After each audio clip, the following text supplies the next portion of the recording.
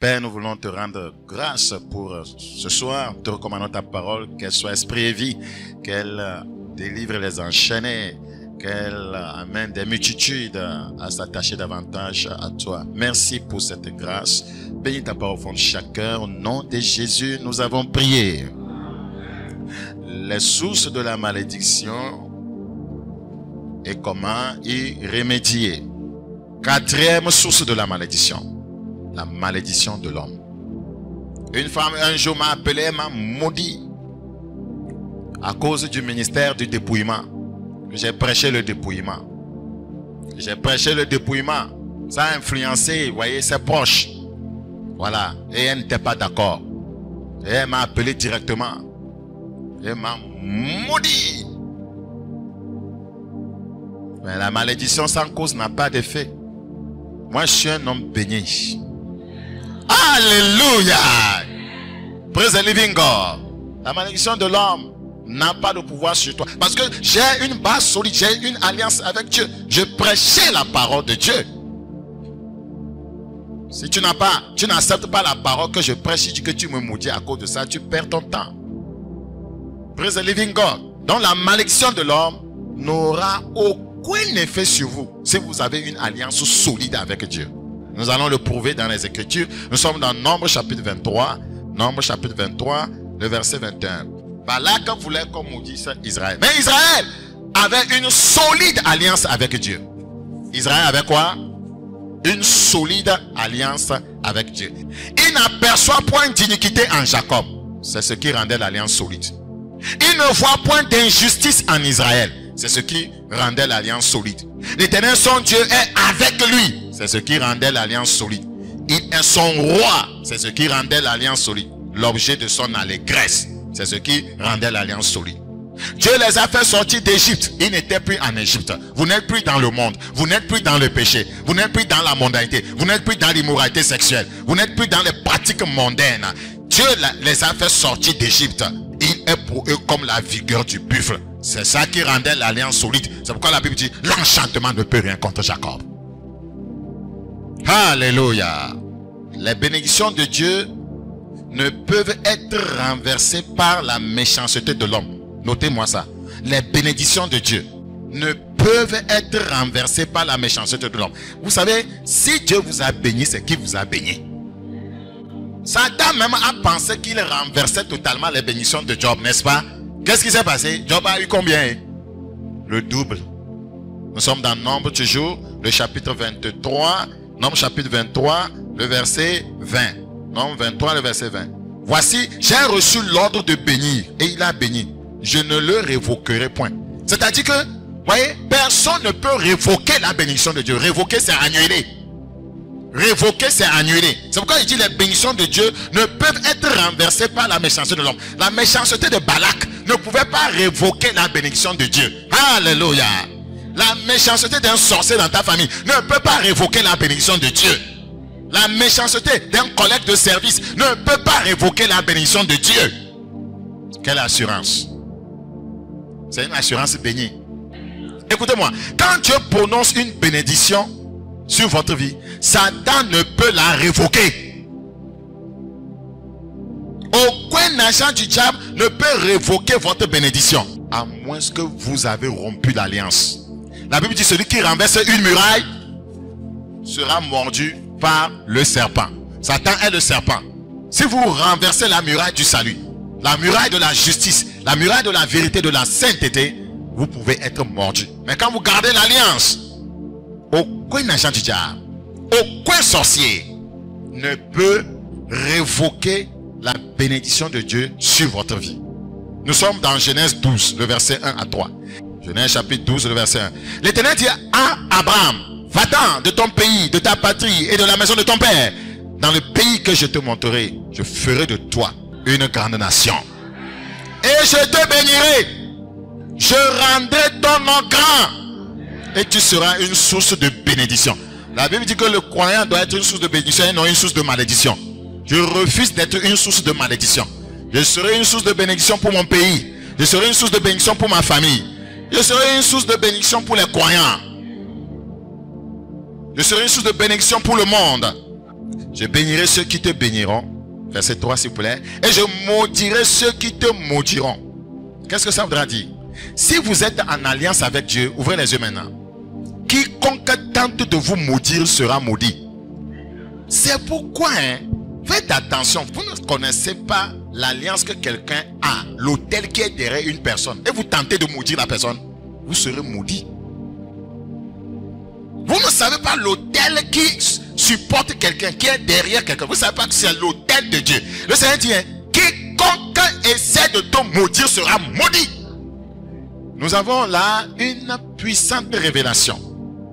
Chaque fois que vous constatez qu'il y a la bénédiction de Dieu dans la vie de quelqu'un, bénissez-le. Pourquoi? Regardez. Regardez. Le verset 3 encore. Je bénirai ceux qui te béniront. Oh! Ouvrez les yeux maintenant. Vous avez compris? Chaque fois, quand vous décelez que quelqu'un a la bénédiction de Dieu sur sa tête, saluez-le et commencez à le bénir. Chef, que Dieu vous bénisse. Pourquoi? Dieu a dit que ceux qui te béniront seront bénis. Vous voyez que, voyez, la grâce de Dieu, une onction de Dieu, la bénédiction de Dieu est sur la tête d'un homme de Dieu. Vous le saluez, vous dites, pasteur, soyez béni. Aïe, aïe, aïe, aïe, aïe, aïe. Vous prenez ça même s'il n'a pas parlé. Nous ne savons pas. Mais nous prenons notre bouche pour le calomnier, pour murmurer, pour, voyez, le diffamer. Et nous attrapons quoi? Des malédictions. Nous allons voir quelque chose dans Matthieu 10. Matthieu 10, 41. Celui qui reçoit un prophète en qualité de prophète recevra une récompense de prophète. Et celui qui reçoit un juste en qualité de juste recevra une récompense de juste. Vous savez, il y a des choses qu'on peut prendre des justes. Il y a des choses qu'on peut prendre des autres. Si nous avons, voyez, de bonnes attitudes, je bénirai ceux, voyez, qui te béniront. Vous bénissez un serviteur de Dieu. Vous bénissez un juste. Vous allez prendre la bénédiction du juste. C'est très important que le Seigneur nous accorde la grâce de mettre ces choses en pratique. Maintenant, il dit aussi, je maudirai ceux qui te maudiront. C'est la vérité. Goliath a essayé de maudire David par ses dieux. Et qu'est-ce qui est arrivé? Goliath a été plutôt maudit et il est mort. 1 Samuel 17, 43. 1 Samuel 17, 43. Le Philistin dit à David, suis-je un chien? Alors que c'était un chien, un païen. Pour que tu viennes à moi avec des bâtons. Et après l'avoir maudit par ses dieux, quiconque vous maudit sera maudit. Goliath avait maudit un enfant de Dieu. Or cet enfant de Dieu avait une solide alliance avec Dieu. La malédiction est retournée à lui et il en est mort. C'est comme ça se passe, frères et sœurs. La Bible dit dans Ésaïe 54, le verset 17. Ésaïe 54, le verset 17. Tout arme forgé contre toi sera sans effet. Et toute langue, la plupart du temps les gens maudissent avec la langue. Et toute langue qui s'élèvera en justice contre toi, tu la condamneras. Tel est l'héritage des serviteurs de l'Éternel. Tu es un serviteur de Dieu. Tel est le salut qui leur viendra de moi, dit l'Éternel. Praise the living God. Écoutez-moi s'il vous plaît. Ne laissez jamais l'ennemi avoir le dernier mot dans votre vie. J'ai dit quoi? Ne laissez jamais l'ennemi avoir le dernier mot dans votre vie. Écoutez-moi, vous n'avez rien fait à quelqu'un. Et vous êtes dans la circulation. Et c'est pas mégarde que vous avez failli le connaître. C'est la circulation, ça peut arriver. Et la personne ouvre la bouche. On l'avait, voici dans le cockpit, il y a un coup. Ne laisse pas ça. Tu condamnes cela. Au nom de Jésus, je ne tomberai pas. Au nom de Jésus, il y a un accident. On ne laisse pas l'ennemi avoir le dernier mot. C'est ce que ça voudra dire. Toute langue qui s'élève en justice contre toi, tu feras quoi? Tu la condamneras. Dieu ne va pas condamner. Il dit c'est toi qui condamnes. Dieu ne condamne pas. Dieu veut que les gens soient sauvés. Mais quand tu condamnes, il appuie ça. Beaucoup ont laissé le diable avoir le dernier mot sur leur vie. Il n'avait des soignants et tu te tais. Les yeux souvent comme un mat de son mat divi. Tu as condamné ça. Parce que la puissance dans la parole. Tu échoueras dans la vie. Au nom de Jésus, je serai la tête et non la queue. Ne laissez jamais le diable avoir le dernier mot dans votre vie. Alléluia. Je vais terminer maintenant la 5e source de la malédiction. La 5e source de la malédiction. Nous venons de voir la malédiction de l'homme. Pour renverser cette malédiction, il faut avoir une alliance solide avec Dieu. Il faut avoir une alliance solide avec Dieu. Et ne laissez jamais le diable avoir le dernier mot dans votre vie. C'est comme ça, vous venez à bout, voyez, de la malédiction de l'homme. Praise the living God. Maintenant, la dernière, la plus terrible. Ça nous concerne, toi et moi. La malédiction auto-infligée. 5e source de la malédiction, révélée par les Écritures. La malédiction auto-infligée. Cette malédiction est très dangereuse. Le fondement de cette malédiction, c'est la désobéissance flagrante à Dieu. Ça veut dire que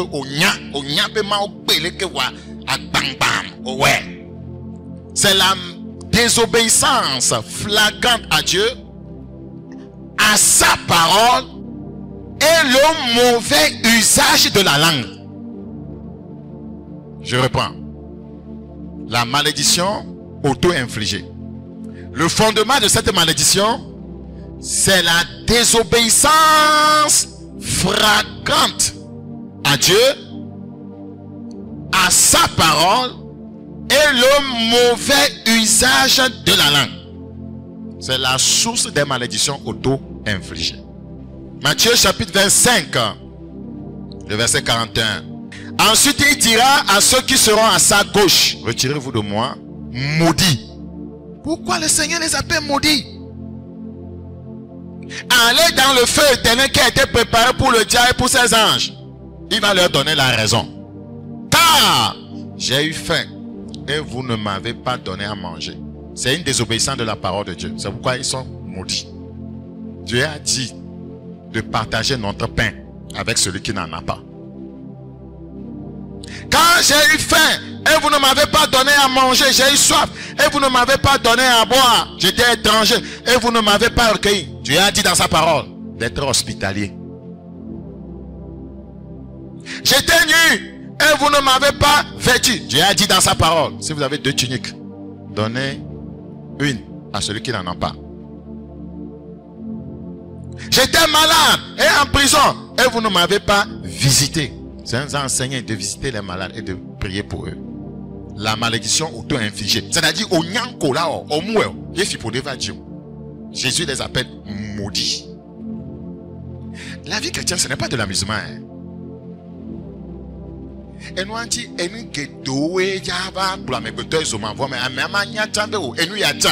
c'est pourquoi on s'évertue de vous donner quoi? Toute la parole. C'est pourquoi on supplie le Saint-Esprit de nous amener en enseignant, prêchant, de rentrer dans tous les coins, les recoins des cœurs. Psaume 119. Psaume 119. C'est la partie la plus dangereuse même.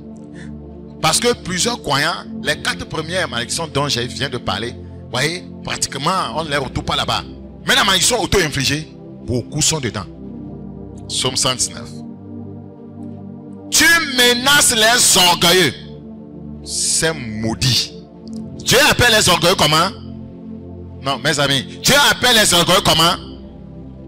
Malédiction auto-imposée. Tu connais la parole qui dit, qui enseigne l'humilité. Mais tu as choisi l'orgueil. Malédiction auto-infligée. Tu menaces les orgueilleux, c'est maudit, qui s'égarent loin de tes commandements. Ceux qui s'égarent des commandements, c'est-à-dire ceux qui ne veulent pas pratiquer les commandements, ils s'auto-infligent des malédictions. Deutéronome 28, 15. Mais si tu n'obéis point à la voix de l'Éternel ton Dieu, si tu n'observes pas et ne mets pas en pratique tous ces commandements et toutes ces lois que je te prescris aujourd'hui, voici toutes les malédictions qui viendront sur toi et qui seront ton partage. Pourquoi la personne, voyez, de façon flagrante désobéit à la parole de Dieu? Pourtant, la loi de Dieu, la parole de Dieu est devant ses yeux. On choisit délibérément. Le Seigneur demande qu'on prie pour chercher la volonté de Dieu dans le mariage. Non, moi, il va aller prendre une femme dehors. Je vais prendre une païenne, je vais l'amener, elle va se convertir. Malédiction auto-infligée. Certains problèmes vont commencer à venir dans le foyer. Vous ne saurez pas que c'est une malédiction. Tu ne voleras pas. L'employeur là, il ne paie pas bien. Je vais faire l'affaire louche là. Voyez? Et puis je vais me faire de l'argent derrière son dos. Malédiction auto-infligée. Pourtant tu sais que ce n'est pas bon. Oui, c'est vrai, la parole de Dieu dit il faut se marier avant de connaître une femme, avant de voir sa nudité, avant de coucher avec elle. Mais moi j'ai faim. Quand on a faim, on doit manger. Les adages sataniques. On a faim, on doit manger. C'est vrai, quand on a faim de la nourriture, on mange. Mais quand on a faim de l'autre chose là, on se marie. Alléluia. Il y a certaines fins, ouais, vous devez vous maîtriser jusqu'au jour où vous avez la possibilité de manger. Alléluia. Même des fois au foyer, vous avez faim, mais voyez, votre partenaire est malade. Vous devez vous maîtriser. Mais les hommes mariés qui sont des cochons, ils ne savent pas se maîtriser. Les gens violent leurs femmes, les gens violent leurs femmes. C'est la vérité. Et certaines femmes violent leur mari. La fin du sexe est réglementée.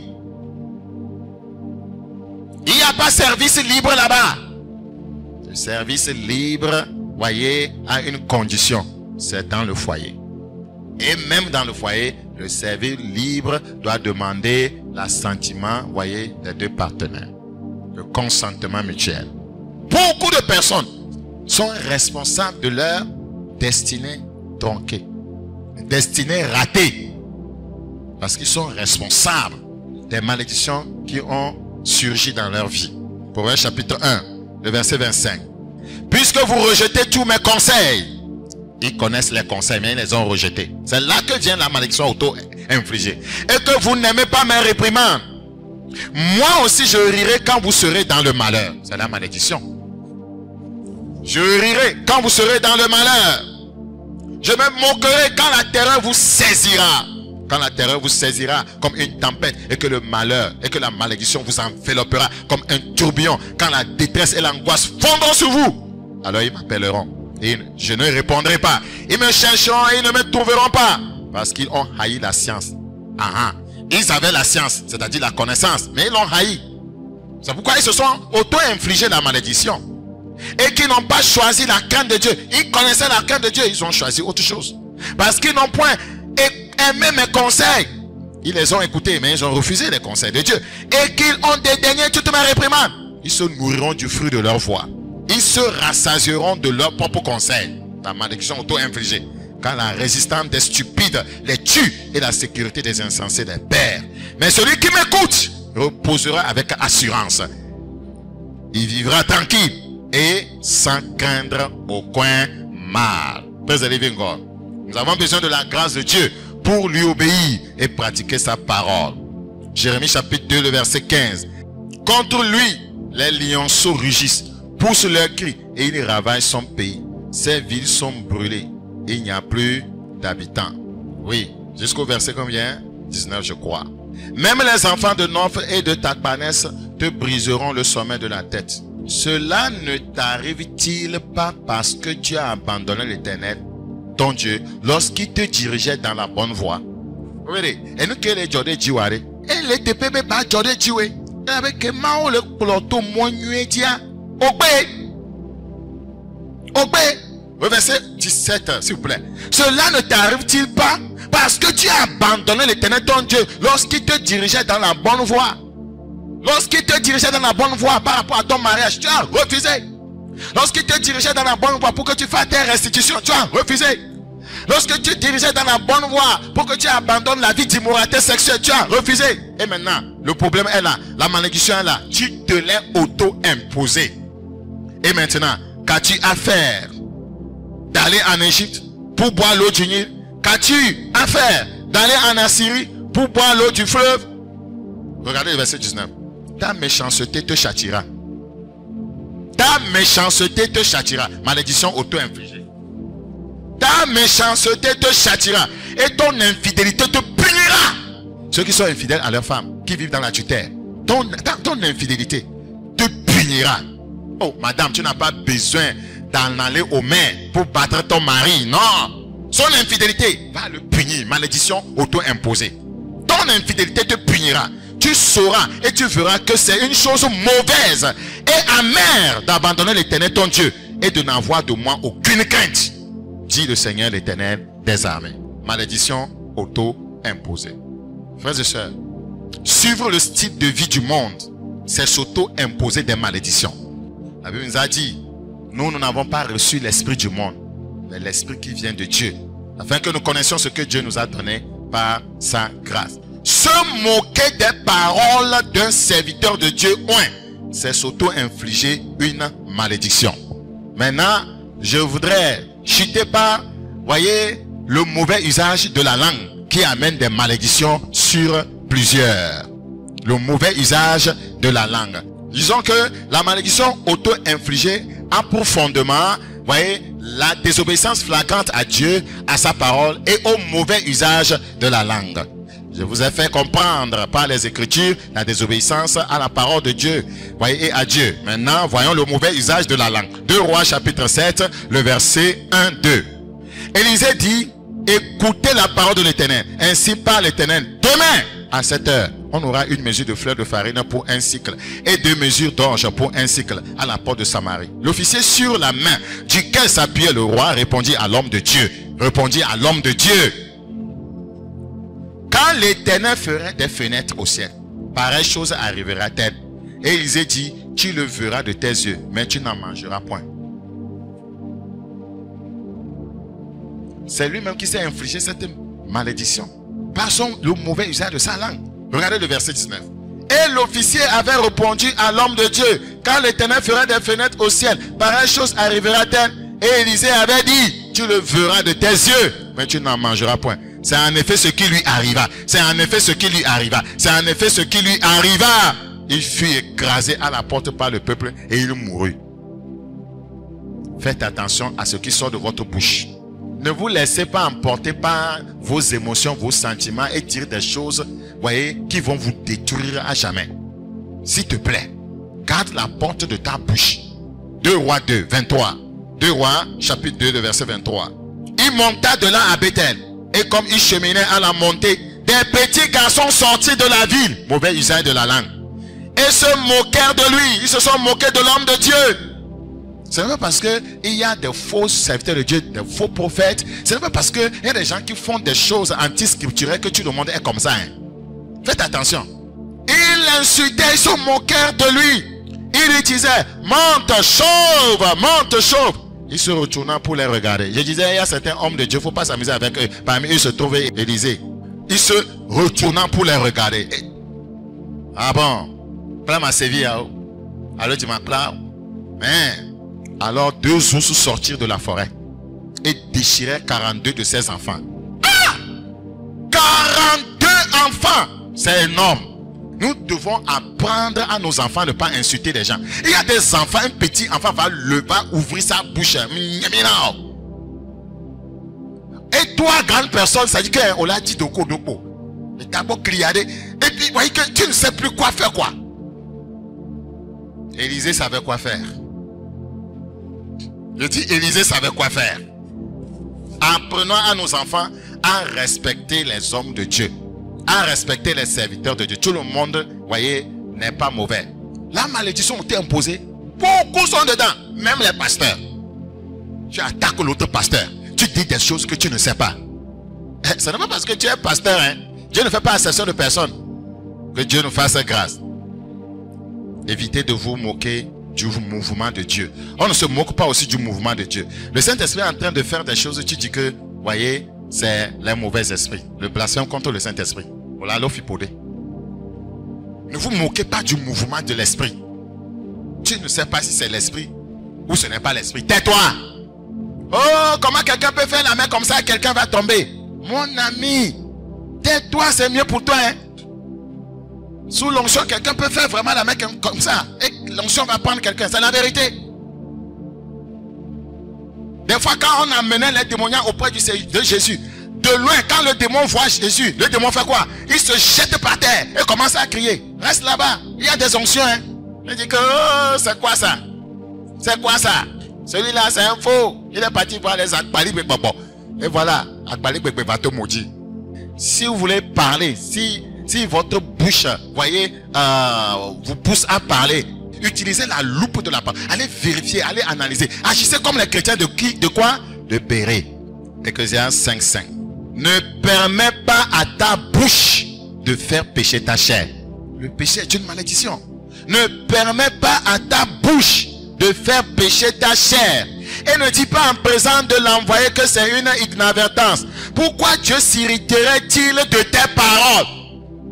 Vous pensez que c'est de l'amusement? Dieu s'irrite des paroles, voyez, malveillantes à l'égard de ses enfants, de ses joints. Si ce n'est pas vrai ce que tu dis, Dieu va s'irriter contre toi. Pourquoi Dieu s'irriterait-il de tes paroles et détruirait-il l'ouvrage de tes mains? Malédiction.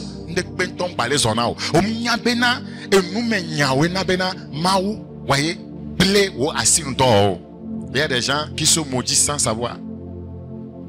Moi, je sais que je ne vais pas réussir. Malédiction auto-imposée. Ne parle jamais comme ça. Nous, comme ça, là, est-ce qu'un jour, on sera prospère au Togo, avec tous les problèmes du Togo, là? Malédiction auto-imposée. Il faut dire des choses qui vont décanter la situation. Je prospérerai dans cette nation.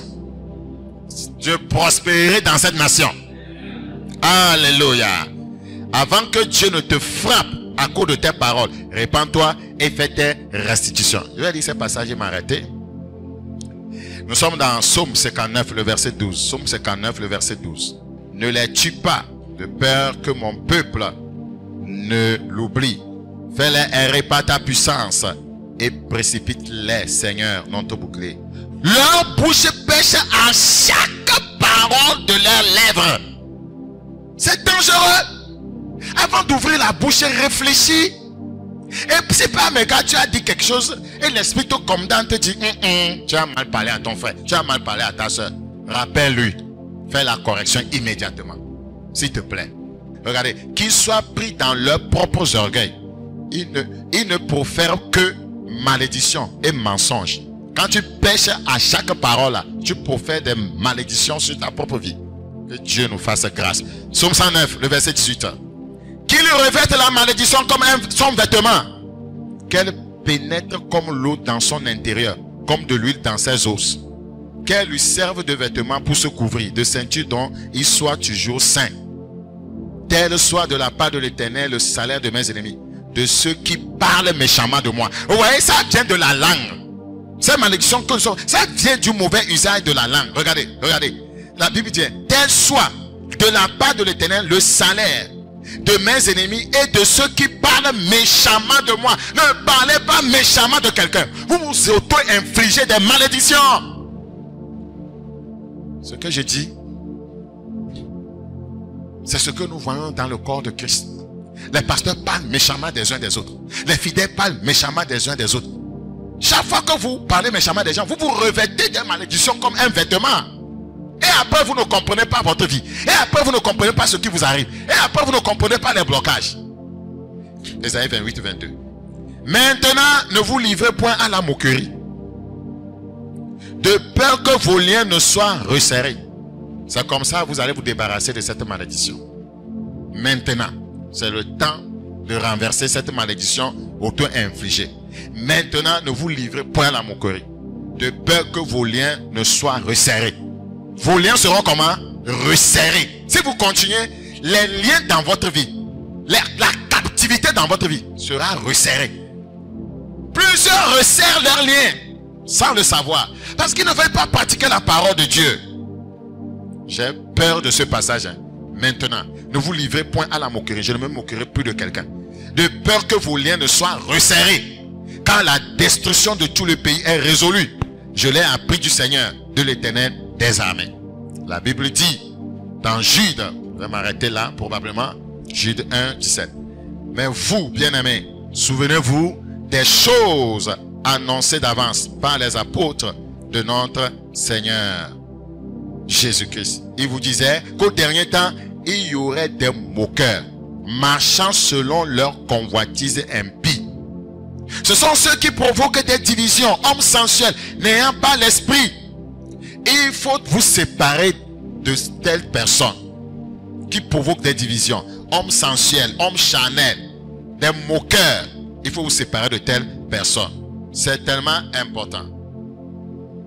La Bible dit au verset 21, maintenez-vous dans l'amour de Dieu, en entendant la miséricorde de notre Seigneur. Vous attendez que Dieu vous fasse miséricorde, grâce. Maintenez-vous dans l'amour en entendant cela. En entendant la miséricorde de notre Seigneur Jésus-Christ pour la vie éternelle. Si vous êtes sous une malédiction auto-imposée, repentez-vous et recevez votre délivrance. Arrêtez la moquerie. Repentez-vous. Arrêtez la moquerie. Le salut en Christ est le remède. C'est ma conclusion. Si vous avez bien suivi l'enseignement, le salut en Christ est le remède de toute malédiction. Le salut en Christ est le remède de toute malédiction. Je prie que Dieu utilise cet enseignement pour nous délivrer et nous rapprocher davantage à lui. Seigneur, ta parole a été enseignée, qu'elle engendre le retour à la justice, à la vérité, à la sainteté. Merci pour cette grâce. Je prie que tu œuvres dans chaque vie. Quelqu'un se trouve-t-il dans ces 5 sources de malédiction dont nous avons parlé? Seigneur, étends ta main de délivrance et fais-le sortir de là au nom de Jésus. Je prie pour notre pays. Délivre notre nation de toute malédiction visible et invisible. Au nom de Jésus-Christ. Amen. C'était Bakoya Yas. Merci beaucoup. Rendez-vous le vendredi prochain avec 1h30. Au revoir.